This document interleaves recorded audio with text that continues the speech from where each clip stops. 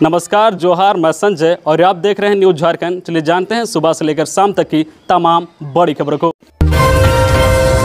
Jharkhand cabinet की बैठक शुरू, कई प्रस्तावों पर लगेगी मुहर। मुख्यमंत्री हेमंत सोरेन की अध्यक्षता में आज शाम 4 बजे से कैबिनेट की बैठक शुरू हो गई है।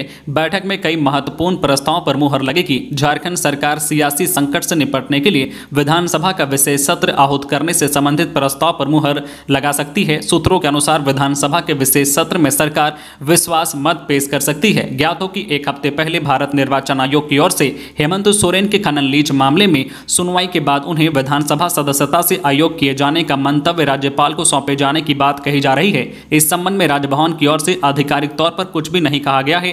ऐसी स्थिति में महागठबंधन में बेचैनी देखी जा रही है। सरकार बचाने की कोशिश में सत्ता पक्ष के ज्यादातर विधायकों को रायपुर में एक साथ रखा गया है। झारखंड में जारी सियासी संकट के बीच आज हो रही कैबिनेट की बैठक को अहम माना जा रहा है। इसमें आंगनबाड़ी सेविका सहायिकाओं की लंबे समय से लंबित मानदेय वृद्धि के अलावा कई और प्रस्तावों पर मुहर मुमकिन है। वही सुखाड़ की मार को देखते हुए किसानों को राहत देने के प्रस्ताव पर भी सरकार का निर्णय आ सकता है।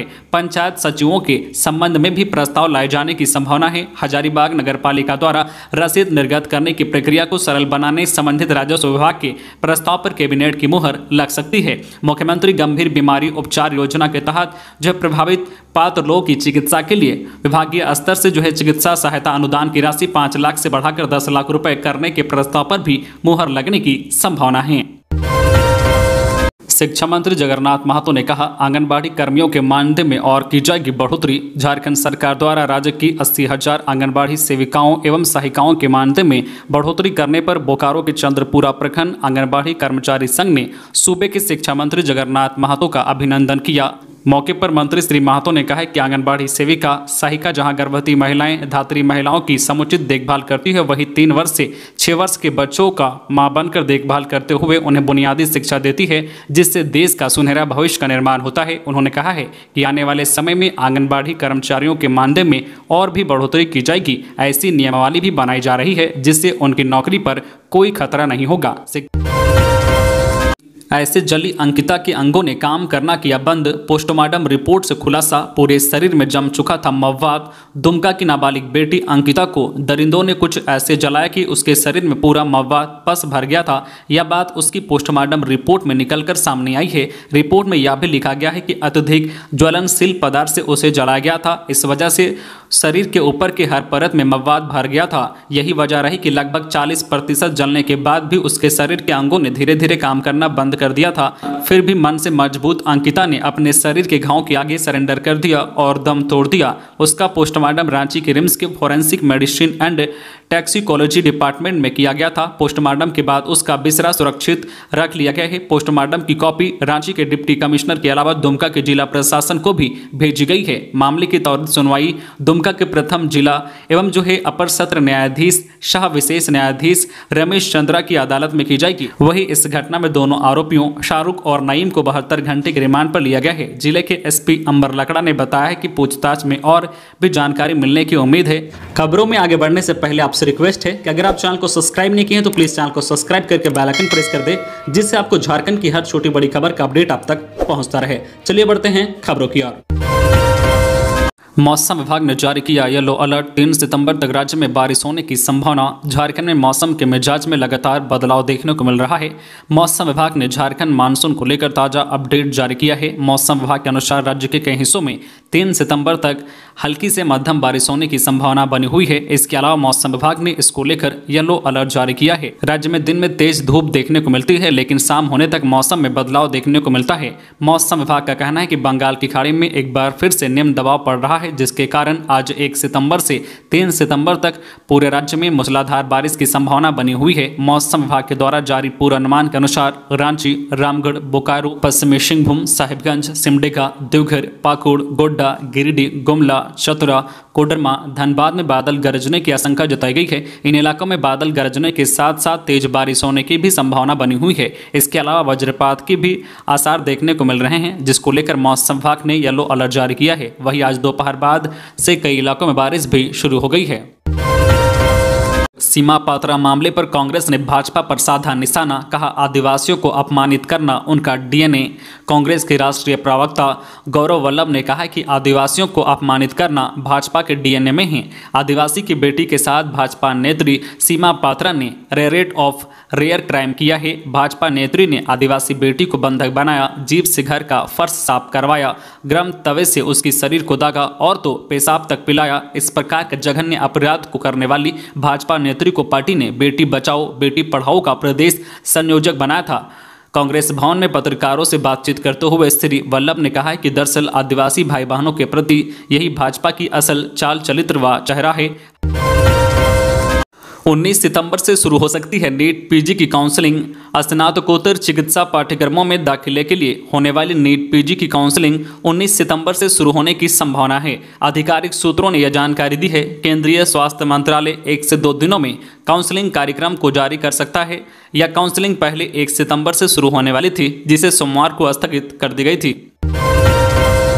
भूपेश बाघेल का भाजपा पर वार, झारखंड में प्रजातंत्र का चीरहरण। झारखंड में चल रही सियासी उठापटक के बीच छत्तीसगढ़ सीएम भूपेश बाघेल ने एक बार फिर भाजपा पर निशाना साधा है। सीएम बाघेल ने दो टूक कहा है कि झारखंड में ठीक नहीं हो रहा है, बीजेपी पचा नहीं पा रही है। बंगाल में पकड़े विधायकों पर किसका सर शर्म से झुका है यह बताना चाहिए। झारखंड के राज्यपाल यह स्पष्ट करे कि चिट्ठी आई है या नहीं, रोकी क्यों है, चिट्ठी आई है तो ओपन क्यों नहीं किया जाना चाहिए। सीएम भूपेश बाघेल रायगढ़ दौरे पर हैं। आज रायगढ़ दौरे पर रवाना होने से पहले उन्होंने झारखंड सियासी मुद्दे पर भाजपा को घेरा। बाघेल ने यह भी आरोप लगाया है कि ईडी से डराने का प्रयास किया जा रहा है। सीमा का बेटा बोला, मां ने मेड को दिव्यांग बनाया, मैंने विरोध किया तो मुझे मानसिक विक्षिप्त बताकर पागलखाने ले गई। पूर्व आईएएस की पत्नी सीमा पात्रा पर आरोप है कि उसने ही अपनी मेड को दिव्यांग बना दिया। सीमा के बेटे आयुष्मान ने पुलिस को बताया है कि मां ने मेड को 3 साल तक एक कमरे में बंद रखा, उसे सूरज की रोशनी तक नहीं देखने दी, उसे मारती, यूरिन को मुंह से साफ कराती। मां की लगातार बेरहमी के चलते मेड दिव्यांग हो गई। इन सभी बातों की चर्चा उस एफआईआर में की गई है जो विवेक बास्के ने दर्ज कराई है। दरअसल विवेक बास्के सीमा पात्रा के बड़े बेटे आयुष्मान पात्रा के मित्र हैं। उन्हें आयुष्मान ने सारी बातें बताई थी। आयुष्मान ने उन्हें बताया था कि एक बार जब सुनीता ने बाथरूम में यूरिन किया तो उसकी मां ने उसके साथ मारपीट की थी। जब आयुष्मान ने मां की इस हरकत का विरोध किया तो उसकी मां ने उसे CIP central institute of psychiatry में एडमिट कराने की बात कही, वहां तक ले भी गई थी। असाध्य रोग में सहायता राशि होगी 10 लाख।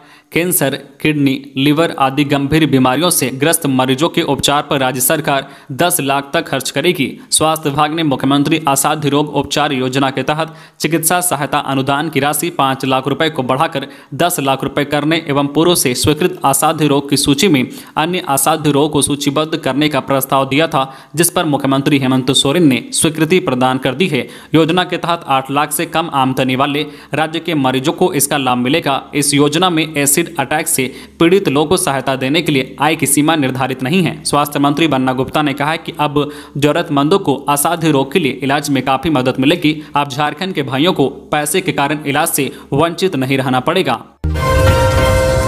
चाकू और गोली मारकर रांची के धुरवा में व्यक्ति को किया घायल। धुरवा थाना क्षेत्र के आदर्श नगर में स्कूल से बच्चे को पहुंचाकर लौट रहे तिरिल बस्ती निवासी विमल महली को एक व्यक्ति ने गोली मारी। इसके अलावा चाकू से भी हमला किया। ड्यूटी के लिए जा रहे जवान संतोष ने हमलावर को खदेड़ कर पकड़ा। जानकारी के मुताबिक घायल व्यक्ति खतरे से बाहर है। नाबालिग का प्रेमी को व्हाट्सएप मैसेज, फिर तालाब में मिली लड़की की लाश। जानिए क्या है मांजरा।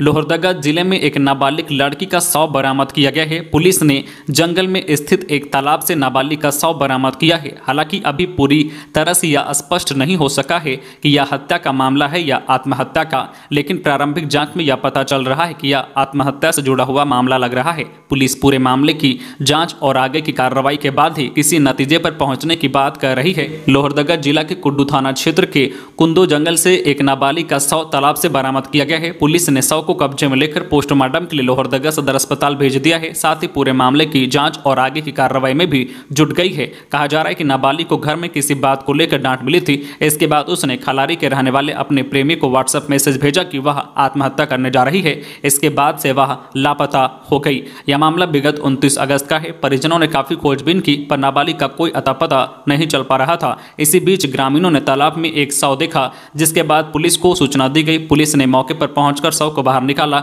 उसकी पहचान उसी लापता नाबालिग के रूप में की गई है। अब पुलिस पूरे मामले की जांच और आगे की कार्रवाई में जुट गई है। अंकिता सिंह के घर पहुंची राष्ट्रीय महिला आयोग की टीम। डीजीपी से मुलाकात के बाद सौंपेगी रिपोर्ट। दुमका की बेटी की हत्या मामले को लेकर राष्ट्रीय महिला आयोग की 2 सदस्यीय टीम 31 अगस्त को दुमका पहुंची। दिल्ली से आई आयोग की टीम परिजनों से मिलने के बाद रांची में झारखंड के डीजीपी से भी मुलाकात करेगी।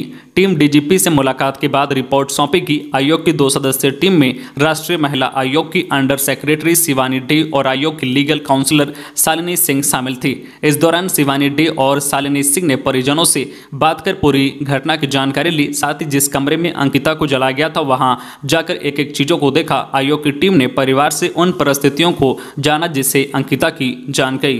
तो ये थी आज की झारखंड की टॉप बड़ी खबरें। इसी तरह झारखंड की हर छोटी बड़ी खबर देखने के लिए आप हमारे चैनल न्यूज झारखंड चैनल को सब्सक्राइब करके बेल आइकन प्रेस कर दीजिए, जिससे आपको झारखंड की हर छोटी बड़ी खबर का अपडेट आप तक पहुंचता रहे। तो आज के लिए बस इतना ही। हमें दीजिए इजाजत, फिर मिलते हैं नेक्स्ट न्यूज में।